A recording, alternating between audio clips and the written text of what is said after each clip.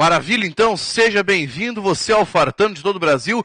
Vamos conversar um pouco, vamos aqui iniciar esse nosso projeto de 72 horas para o MPU. Estamos então nessa contagem regressiva, essas 72 horas com muita intensidade, com essas 72 horas com muita matéria, muito conteúdo, para você poder vislumbrar aquilo que vai aparecer na sua prova.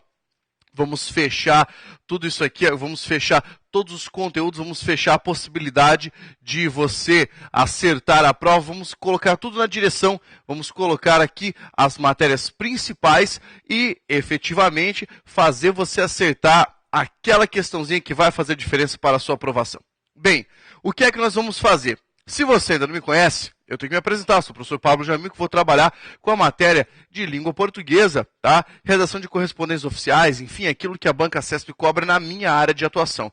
E aí, nós vamos dar prosseguimento com os demais professores, cada um colocando a sua perspectiva a respeito dessa prova, a respeito daquilo que será colocado pela banca. Vamos lá. Nós temos que ter em vista, dentro dessas 72 horas, o que nós poderemos estudar e o que poderá aparecer na nossa prova. O que poderá cair. Então, essas 72 horas são essenciais, são cruciais para a batalha. Beleza? Esse é o momento de você pegar o quê? Pegar o seu escudo, imagine que isso que eu desenhei aqui seja um escudo, pegar o seu escudo e a sua espada para poder batalhar. Imagine que isso é uma espada também, tá? Mas só imagine que é para você poder afiar e desossar a prova. Vamos lá. Ó, pensando na perspectiva da banca CESP-UNB. Vamos lá. CESP-UNB. O que é que nós temos, então, para a perspectiva dessa banca, para o edital? Você leu o edital? Deve ter lido o edital, né? Então você tem ali alguns conteúdos que são fundamentais para essa prova. A Banca CESP costuma trazer aquilo que surge ali, a Banca CESP costuma trazer os seus certames com um conhecimento básico muito semelhante. Cada prova você tem ali o mesmo rol de conteúdos. Pode ser que a banca cobre uma questão sobre isso, uma questão sobre aquilo, colocando um item, tá, específico para cada prova. Quer dizer, cada prova tem uma característica peculiar. Uma cobra mais acento grave, outra cobra mais concordância, porém, nós temos uma unidade. Tá? A despeito, então, da multiplicidade de conteúdos, nós temos uma unidade conteudística, que é aquilo que estava abarcado no nosso edital. Vamos parar para pensar. Partindo do edital, o que é que você tem que analisar? O que cai mais na Banca CESP? Quais são os itens mais importantes? Quais são os itens fundamentais? O que é que você tem que ter em vista para conseguir acertar, para conseguir gabaritar essa prova? E eu digo, é possível. Vamos lá. A primeira coisa que aparece, e você tem que ter muito cuidado nesse nosso edital, que a primeira coisa que surge e que vai aparecer na sua prova é a leitura e a compreensão de textos. Então vamos colocar aqui, ó, leitura e compreensão de textos. Bem, eu falo isso aqui para você, sobre essa leitura e compreensão de textos, porque o critério fundamental de qualquer indivíduo que queira prestar concurso público, principalmente no que tange a Banca CESP. Vamos imaginar aqui, esta será a sua prova. Vem a prova bonitinha ali, divididinha. Deixa eu só separar aqui em cima, até aquele cabeçalho, dando todas as instruções, e aqui você tem ali os conhecimentos básicos. O que é que vai aparecer aqui? Vai aparecer na versão número 1 um texto relativamente longo. Não tão longo, não tão curto também. Nós temos uma diagramação ali que vai colocar a fonte textual um pouquinho menor, as linhas aqui ao lado. E aí vai pedir para você identificar partes distintas do texto e analisar a sua possibilidade de significação. O que eu sugiro? Que quando você fizer a primeira leitura, que é para você tomar um contato com o tema, a primeira leitura é aquela que vai servir para você que está fazendo a prova, identificar os aspectos principais, que você retire o que eu chamo de tópico frasal. Tópico frasal é a ideia principal contida naquela porção de texto. É a ideia principal colocada naqueles parágrafos. É super simples entender isso. O que eu quero que você faça é perceba os conceitos que o elaborador da prova quis abordar aqui? Ele vai colocar um texto com uma unidade temática. Essa unidade temática vai ser trabalhada em toda a sua extensão. O que nós podemos ter como primeira questão aqui, já questão número 1, uma questão de inferência. Como assim uma questão de inferência? O cara vai pedir para você concluir alguma coisa partindo da leitura desse texto. É preciso tomar cuidado. Por quê? Eu costumo falar nas minhas revisões que esse texto tem uma possibilidade, a possibilidade grande, de aparecer como um texto dissertativo, uma espécie de resultado de pesquisa científica, um texto de divulgação científica, alguma coisa dessa natureza. Mas não é só isso. Nós também podemos ter aqui, e isso sim é uma possibilidade muito forte, um poema.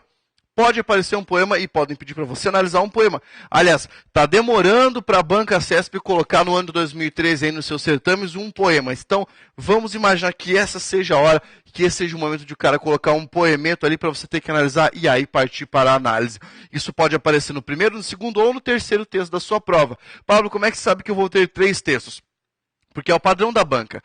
Se você não tiver 3 textos, você pode ter uma coisinha a mais. Quer dizer, você pode ter 2 textos para você analisar e um trecho de redação oficial. Um trecho de comunicação para você analisar os princípios, os pressupostos da redação de correspondências oficiais dentro desse trecho. Então, o que eu sugiro? Na hora de você fazer a leitura, tente identificar qual é o gênero textual. Aqui embaixo vai ter a fonte, de onde foi retirado esse texto. Assim você consegue antever opiniões, assim você consegue perceber, você consegue imaginar de antemão qual o conteúdo desse texto. E assim, quando você vir isso, vai conseguir criar uma interpretação melhor. Se tiver um título, tente analisar a relação do título com os parágrafos do texto. Vamos prestar uma atenção especial aqui, porque quando nós fazemos a decomposição do texto, dividido em unidades menores, nós temos que prestar uma atenção grande ao primeiro parágrafo. Vamos pensar por quê? Primeiro parágrafo.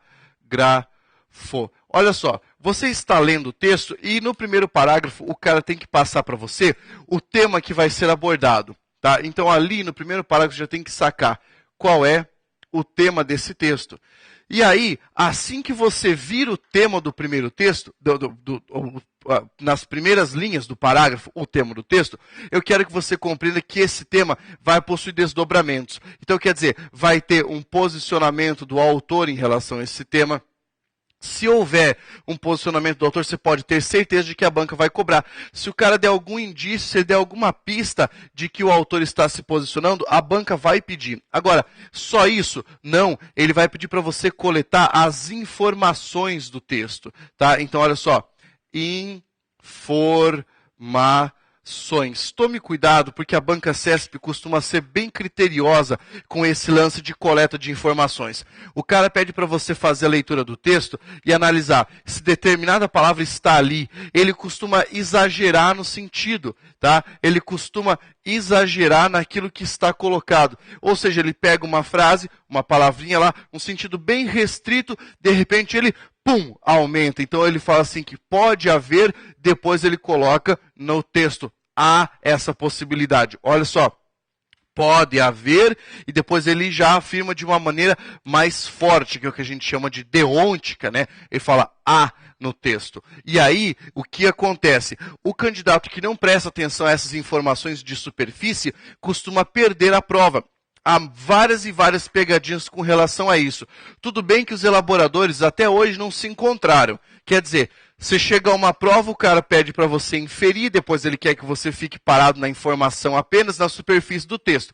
No primeiro parágrafo, você vai retirar, então, se houver o tema e a opinião do autor e as informações primordiais. E depois vai analisar, nos outros parágrafos, as conexões. Como assim? Essas conexões podem surgir no sentido de estender o tema, de debater o tema. Então, essas conexões servem para o quê? Para o debate. Pablo, vamos imaginar que eu tenho outro tipo de texto, um texto dissertativo, mas que eu não tenha uma dissertação argumentativa, tem um texto informativo. Sem problemas, o cara vai falar assim, o texto afirma que desde o ano tal, o problema X foi sanado. Desde o ano tal processo começou a evoluir. A banca gosta de fixar em datas. Então, quando mencionar ali para o debate, para o desenvolvimento do texto, as datas, eu quero que você sempre volte para investigar aquilo que está no entorno do texto, aquilo que o cara está comentando ali em volta, para que você não se perca nesse momento, para que você, na hora de responder a questão, não perca a cabeça e não queira interpretar demais.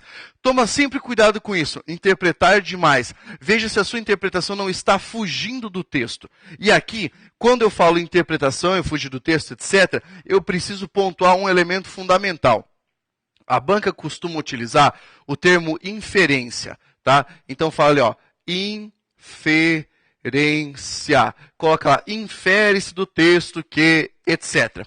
Nem toda inferência é verdadeira. Aliás, nem existe ainda uma lei que normatize as inferências pragmáticas, quer dizer, aquelas que vêm do texto. Existe a normatização das inferências lógicas, que você estuda em raciocínio lógico. Do texto ainda não. O que a banca entende como inferência? Ela entende o seguinte, você partir das informações do texto e concluir alguma coisa. Então, inferir algo é concluir alguma coisa. Você vai pegar, então, a inferência, vai partir da leitura. É uma leitura mais o quê? Mais uma conclusão. Mais conclusão. Pablo, como eu sei se a minha inferência é válida ou é uma inferência falaciosa? Você tem que voltar para o texto e tentar embasar aquilo que você estava dizendo ou aquilo que você pensou em relação à base textual. Por mais que algumas inferências sejam possíveis, elas têm que estar ligadas aqui, ó, à leitura. Elas têm que partir da base textual. Então veja, para a inferência é sempre preciso haver um indício, uma palavra, uma construção que permita você a concluir alguma coisa. Agora, preste atenção, se estiver muito difícil, porque de vez em quando isso pode acontecer, eu tenho lido os últimos textos da prova da Banca CESP, e eu tenho percebido, eles vêm amadurecendo demais, tem tudo para ser a banca examinadora com as melhores questões do país, se pararem de fazer cagada, tá? Mas a banca tem amadurecido muito, coloca alguns textos de divulgação científica, alguns textos ali mais pujantes, alguns textos com um vocabulário muito mais arrojado, e esses textos exigem do candidato, tá? Tem uma tendência muito grande a cobrarem textos relacionados ao universo jurídico. Isso pode aparecer? Claro que pode. Se aparecer para você, você vai se desesperar? Não. Eu sugiro que, na hora da leitura, se o trecho estiver muito difícil, tente fazer um pouquinho de leitura em voz alta. Não muito alta, e nem faça a leitura de todo o texto assim. Porém, faça a leitura em voz alta das partes que estiverem mais difíceis. Outra coisa, existe a possibilidade de o texto vir muito grande. O que é que você vai fazer nesse caso? Em vez de você ler o texto 2 vezes, você tem ali a prova, o texto. Meu Deus, o texto está muito longo, muito difícil. Em vez de você ler o texto 2 vezes, você seleciona essa de interpretação, essa e essa. Leia primeiro as questões e depois vá ler o texto, porque aí você vai conseguir consultar a informação. Isso é para quem costuma fazer a prova de língua portuguesa, tá? Sem muita atenção. Pare e vá ler as questões e o texto com atenção. Sugestão, faça a prova de língua portuguesa em primeiro lugar. Porque se você fizer o contrário, você não vai ter tempo suficiente para analisar as questões. E isso vai dar problema, porque lá no final, se você chutar uma questão de língua portuguesa, você vai errar. E você sabe, chutar não é a solução. Ainda mais a prova de português, que tem tudo para ser a prova, para você tirar a nota máxima, para você gabaritar. Então veja, eu falei sobre inferência, falei sobre análise do primeiro parágrafo e cuidado com a conclusão a que o autor chega. A banca vai pedir para você analisar trechos específicos da prova. Então, o segundo parágrafo, a frase tal dá a ideia de alguma coisa. Quando ele pedir para você a frase tal, considere a frase. Se a banca pedir para você considerar dentro do contexto, maravilha. Se não, apenas aquela frase. Senão ela vai ser a sua verdade naquele momento. Quando nós falamos sobre a interpretação de texto, temos que ter cuidado, porque interpretar você aprende interpretando. É experiência, é falar, eu já conheço essa pegadinha. Cuidado com o acréscimo de palavras e com a retirada de palavras, porque isso pode macular o seu texto. Tá? Eu fiquei falando aqui bastante sobre essa parte de interpretação, porque você sabe, haverá mais questões sobre isso na parte de língua portuguesa. interpretação, eu disse, você tem que ficar preso ao texto e tem que tomar bastante cuidado com as armadilhas que o autor pode colocar ali. A ideia de colocar o pode ou deve ou afirmar alguma coisa que não está escrita no texto é muito interessante para você tentar já anular uma questão.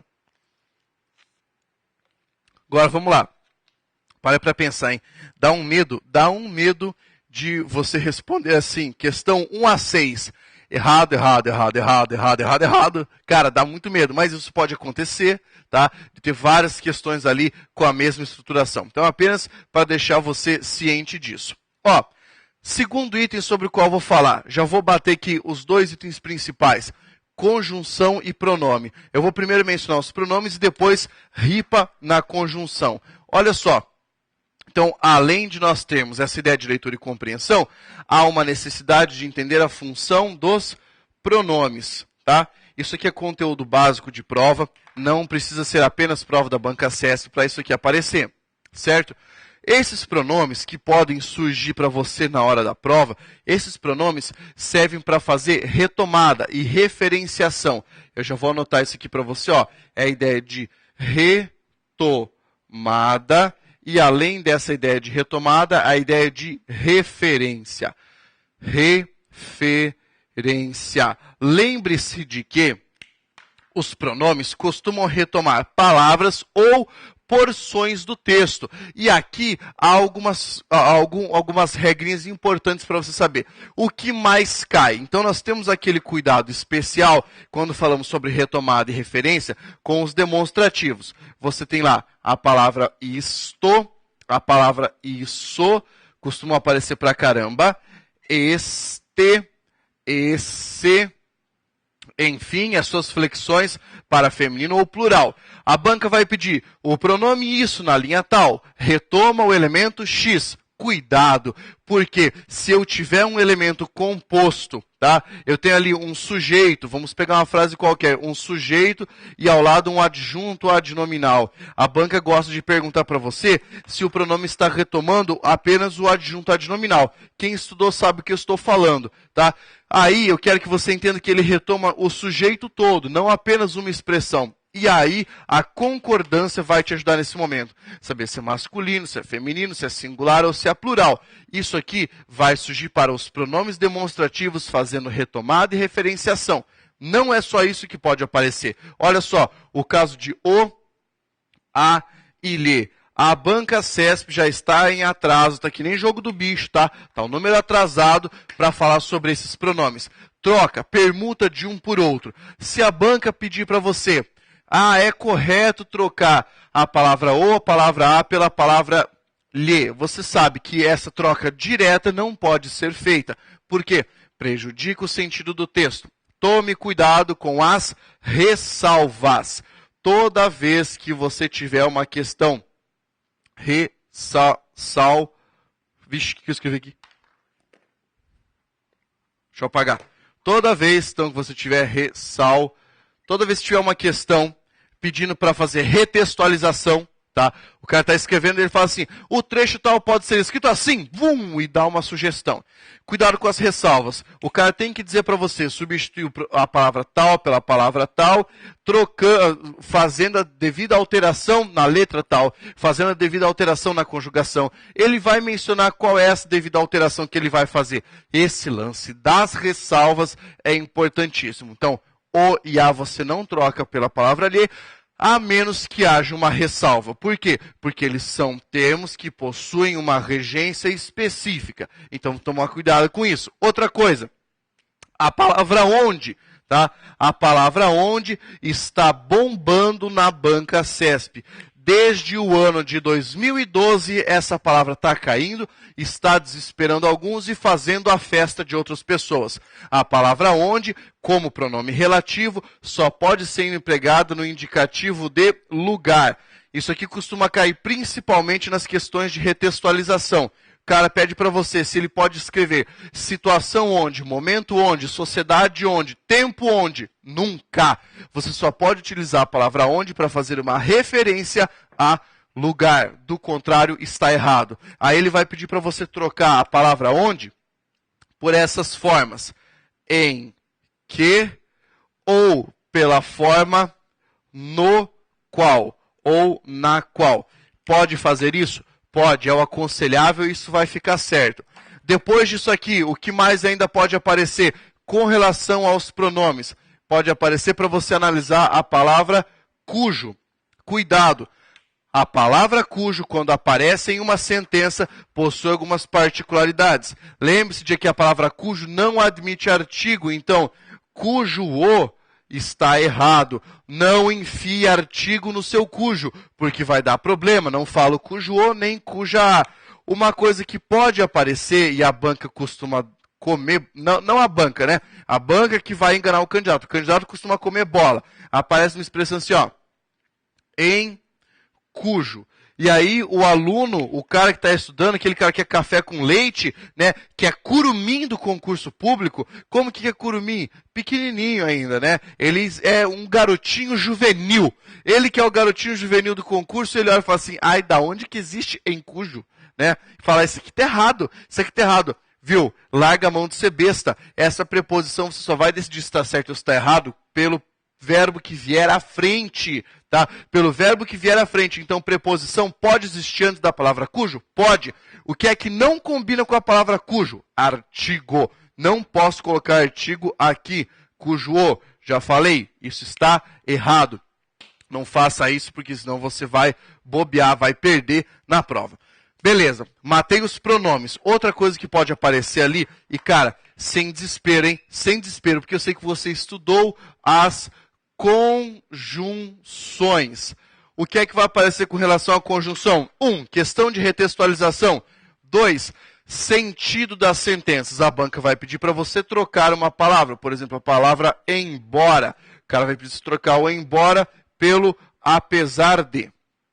Apesar de. Ele vai falar assim, eu posso trocar a palavra embora pela palavra apesar de sem ter que fazer alteração alguma na sentença, sem ter que mexer em nada, vai manter o sentido, a correção gramatical, e aquele cara que está mais alegre ali, está falando, eu acho que pode. Cuidado, a palavra embora exige uma conjugação verbal, apesar de exige outra. Como assim? Embora não haja tempo, apesar de não haver tempo. Eu tenho que fazer adequação na conjugação verbal. E a banca tem que fazer essa ressalva. A ressalva da conjugação. Vai pedir para você se é possível trocar embora por ainda que. Sim. Por mesmo que. Sim. Beleza? Pode trabalhar ainda com outras conjunções. Por exemplo, a palavra porém. Ou ainda a expressão entretanto. Pedindo para você se essas expressões dão uma ideia de ressalva, dão uma ideia de oposição e se elas podem ser permutadas. Podem. Outro caso curioso que a banca costuma cobrar para enganar os candidatos é entre a palavra se e a palavra caso. São duas conjunções condicionais, mas não existe permuta entre essas conjunções, a menos que eu mexa no verbo. Caso você estude, se você estudar. Pense sobre isso, porque a banca pode pedir a respeito das conjunções. Se o candidato não estiver preparado, vai levar uma lapada de fundo na orelha desse tamanho aqui, que vai perder o caminho de casa. Então, cuidado com isso, porque isso pode fazer você perder a sua prova. E estava ali na estiga, estava ali querendo destruir a prova e saiu destruído. Se você não tomar cuidado, é isso que vai acontecer. Vamos adiante. Se você analisar aqui comigo, há um outro conteúdo muitíssimo cobrado em concurso público e a banca CESP adora, tá? Nada de braçada nesse conteúdo, que é o conteúdo de concordância. Concordância. Você que está aí estudando e fala, meu Deus do céu, eu vou assistir revisão de português, eu sempre vejo esses negócios, concordância, eu sempre vejo o professor Pablo falar disso. Claro que eu falo sobre isso, porque é o mais fácil, é o mais simples e é aquilo que a galera ainda erra. Meu Deus do céu, toma vergonha. Você não pode errar uma coisa desse tipo. Porém, você tem que antever o conteúdo, você tem que saber o que é que o cara vai cobrar. Então, concordância, você sabe, nós temos duas dimensões. O que é que nós temos? Você tem ali a dimensão verbal, chamado concordância verbal, e você tem a segunda dimensão, que é a concordância de que natureza? Concordância nominal, beleza? Nominal. É histórico que a banca CESP repouse sobre a concordância verbal. Porém, nos últimos tempos, ela começou a mencionar algumas coisas de concordância nominal. A palavra tal, um adjetivo, concorda com o núcleo X e menciona um substantivo. Tem que ficar de olho para você perceber se nesse momento essa relação é válida ou se ela não tem nada a ver, tá? Tem que tomar bastante cuidado com isso. Então eu falei, concordância nominal vai aparecer? Vai. E a sugestão aqui é você ficar de olho no substantivo relacionado com os adjetivos. Substantivo e adjetivo. Fechou? Fechou. Agora, há outras concordâncias além dessa nominal? Sim, há concordância verbal. E a concordância verbal é aquela que despenca, é aquela que mais aparece. Se você observar no seu material, eu coloquei ali. Você tem que entender a necessidade de adequação do núcleo verbal em relação aos demais elementos da sentença. Então, vamos entender aqui a análise que vai relacionar o sujeito da sentença ao quê? Ao seu verbo. Análise de sujeito e verbo. Até que você entendeu? Beleza. O que é que mais aparece nessas provas? Primeiro item que cai pra caramba. Você tem que entender, isso é obrigação. Você deve compreender. É a regra do sujeito simples, chamada de regra o quê? Geral. Principalmente o verbo existir. A banca costuma fazer assim. Existe pessoas no mundo. Coloca o sujeito depois do verbo. E olha o que ela falou. Existe no singular pessoas. E o sujeito está no plural. Deve ser, existem pessoas. Como é que isso aqui aparece? Isso aqui, ó, apareceu numa das últimas provas da banca CESP. Finalmente eles voltaram com esse tipo de questão, que é a mais legal. É aquela que exige ali, ó, uma ginga do maluco, senão ele vai ficar boiando. É aquela que pede para você analisar a correção gramatical dos trechos de texto. A banca vai trazer ali, ó, 1, 2, 3 trechos de texto que foram retirados do site do não sei o que, da revista não sei o que lá. E vai pedir, julgue-os quanto à correção gramatical. Cara, bata o olho na concordância. Primeira coisa, ó, tchum, ó o barulho, ó, tchum. Agora, olha o movimento. Agora só o barulho, tchum. Agora os dois, tchum. Bata o olho em cada frase. E a primeira coisa que eu quero que você faça é analise a concordância. Por quê? O cara vai fazer isso. Colocar o verbo no singular e lá na frente o sujeito no plural para ver se o Zé Orelha vai cair nessa. Muita gente cai. Tudo bem? Depois da regra geral, o que a banca ainda cobra? Preste atenção. Cobra a regra do sujeito oracional. Sujeito oracional. Você estudou isso. Você estudou o sujeito oracional. Você sabe que com sujeito oracional, o que acontece? O verbo fica no singular. Vou pegar um exemplo aqui, ó. Vou pegar um exemplo. Com sujeito oracional, eu poderia ter o seguinte. É necessário fazer silêncio. Olha o que a banca faz. Coloca essa frase e pergunta para você. É certo afirmar que o verbo ser foi empregado no singular para concordar com o sujeito? Silêncio. Você fala, é assim que você se lasca. Por quê? Porque o sujeito não é a palavra silêncio. O sujeito é a oração. Fazer silêncio. O que é necessário? Que se faça silêncio. Isso aqui é o nosso sujeito oracional e esse verbo que está aqui possui um sujeito oracional e por isso ele fica no singular. É essa concordância que nós temos de um elemento para com o outro. Isso aqui para a regra do sujeito oracional. Outra coisa que cai dentro de concordância, já vou acabar a concordância, fique tranquilo, é a regra do verbo, o verbo acompanhado da palavra se. O que eu quero que você entenda são duas regras. Se você tiver um verbo transitivo direto ou um verbo bitransitivo mais a palavra ser, o que vai acontecer? O verbo vai concordar com o sujeito. Então, ali, ó, concorda com o sujeito. Por quê? Porque é a voz passiva. Agora, se você tiver um verbo transitivo indireto, ou um verbo de ligação, ou um verbo intransitivo, mais a palavra ser, o verbo vai ficar no quê? Singular. Porque aqui você vai ter um sujeito indeterminado. Nesse caso é obrigação do verbo permanecer no singular, Do contrário, haverá problemas para a correção gramatical. Veja só que aqui eu expliquei os princípios da concordância dentro daquilo que vai aparecer na sua prova. Agora, olha só. Depois da concordância, nós vamos ter ainda alguns tópicos relevantes. Ó, por exemplo, eu coloquei para você a crase, tudo bem? Pode cair questão de crase? Claro que sim. É sempre uma possibilidade grande. As questões de crase estão vindo aí com aquela seguinte ideia: coloco o acento, não coloco o acento e o porquê. A justificativa. O que eu coloquei aqui para você? 13 mandamentos do acento grave. 13 mandamentos da crase. Eu vou falar mais uma vez. Larga a mão de ser otário e ficar colocando isso aqui no Facebook. Aí você vai lá e fala assim: ai, que bonito, mandamentos da crase. Joga no Facebook, todo mundo compartilha, todo mundo acerta a questão. E você que estava ali, que nem uma pessoa bem esperta, achando que só você teria visto essa regra, deu a resposta para o outro magrão. Então para de fazer isso. Para de colocar ali. Mesmo que você coloque dica do professor Pablo e coloque ali dica da crase, você está fazendo errado. Olha, pega essa regra, use e depois que você tiver passado, aí beleza, aí você espalha. Mas por enquanto guarde, tá? Não vai ficar fazendo propaganda, beleza? Então, olha só, vamos falar sobre o acento grave indicativo de crase. Como é que a banca costuma cobrar isso aí?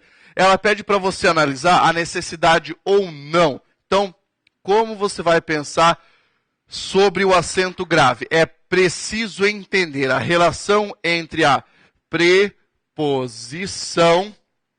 Que preposição é essa? A preposição a e os demais elementos de um encadeamento sintático. Quer dizer, a preposição e o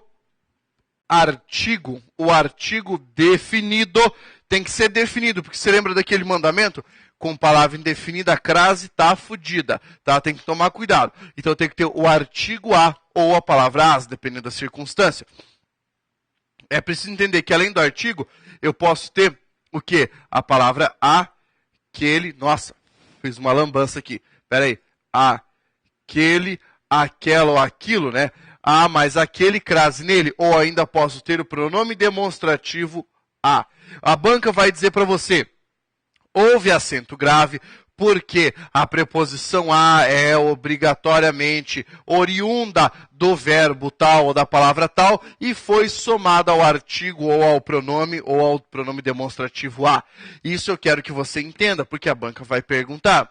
Vai pedir para você: pode-se colocar o acento grave na expressão relativo a nações, porque a palavra nações é uma palavra feminina. O que você acha? Pode isso aqui? Pode acento grave aqui? Não pode, porque a no singular, presta atenção nessa regra, hein? A no singular mais palavra no plural, o que acontece? Crase nem a pau. Não posso colocar o acento grave aqui, porque senão nós vamos nos prejudicar. Nós vamos acabar com a nossa possibilidade de acertar a questão. Então, pelo amor de Deus, apareceu questão de crase. Preste atenção à preposição, que vem da ideia de regência, depois com a soma, essa soma relacionada aos pronomes ou aos artigos. Tome cuidado para você não errar esse tipo de questão na prova, porque é aquela questão que vem para dar a nota. Vem para dar nota, principalmente aquelas locuções adverbiais femininas, tipo à noite, às pressas, às vezes, que tem o acento grave obrigatório.